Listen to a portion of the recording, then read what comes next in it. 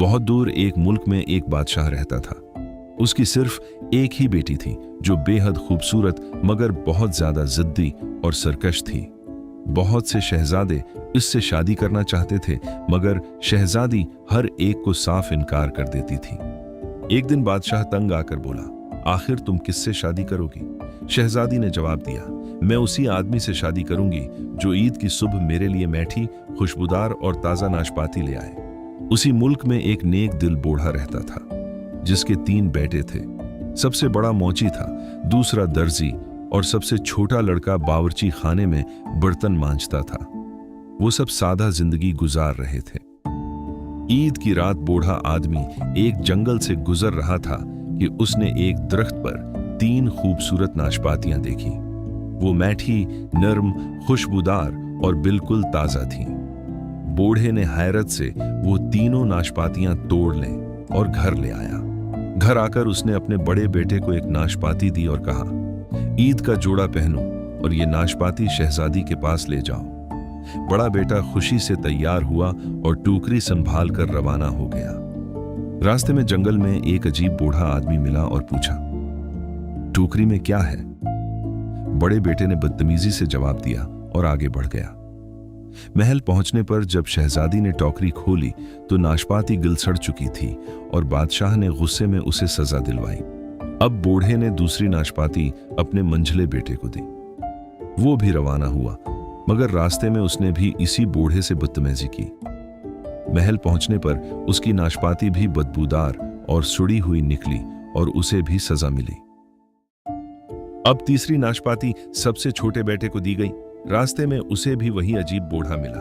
उसने अदब से जवाब दिया, उसमें एक मीठी, खुशबूदार और ताजा नाशपाती है जो मैं शहजादी के लिए ले जा रहा हूं। बूढ़ा आदमी उसके अखलाक से बहुत खुश हुआ। उसने उसे एक तलस्मी सीटी दी और कहा, जब तुम उसे बचाओगे हर चीज तुम्हारे पीछे चली आएगी। जब छोटा लड़का महल पहुंचा और शहजादी ने टोकरी खोली तो इसमें एक तरोताजा, खुशबूदार और मीठी नाशपाती मौजूद थी। शहजादी हैरान और परेशान हो गई क्योंकि अब उसे वादा पूरा करना था। शहजादी ने फौरन एक नई शर्त रख दी। उसने कहा, हमारे बागीचे के 100 खरगोश एक हफ्ते तक संभाल कर दिखाओ। अगर एक भी कम न हुआ तो मैं तुमसे शादी कर लूंगी। छोटा लड़का बागीचे में आया और उसने तिलस्मी सीटी बजाई। सीटी की आवाज सुनते ही 100 के 100 खरगोश उसके पीछे जमा हो गए। अब खरगोशों को संभालना उसके लिए बिल्कुल आसान हो गया। तीसरे रोज शहजादी कनीज का रूप धार कर एक छोटे गधे पर सवार उसके पास आई। उसने एक खरगोश मांगा, मगर लड़के ने कहा, अगर तुम अपने गधे की थूथनी चूम लो तो मैं एक खरगोश दे दूंगा। मजबूर होकर शहजादी ने ऐसा ही किया। अगले दिन मुल्का भैंस बदल कर आई, मगर वो भी खरगोश ले जाने में नाकाम रही। तीसरे दिन बादशाह खुद साइज के लिबास में आया, मगर वो भी कामयाब न हो सका। तलस्मी सीटी हर बार खरगोशों को वापस ले आती थी। एक हफ्ता पूरा होने के बाद लड़का 100 खरगोशों के साथ महल पहुंचा, मगर बादशाह ने एक और शर्त रख दी।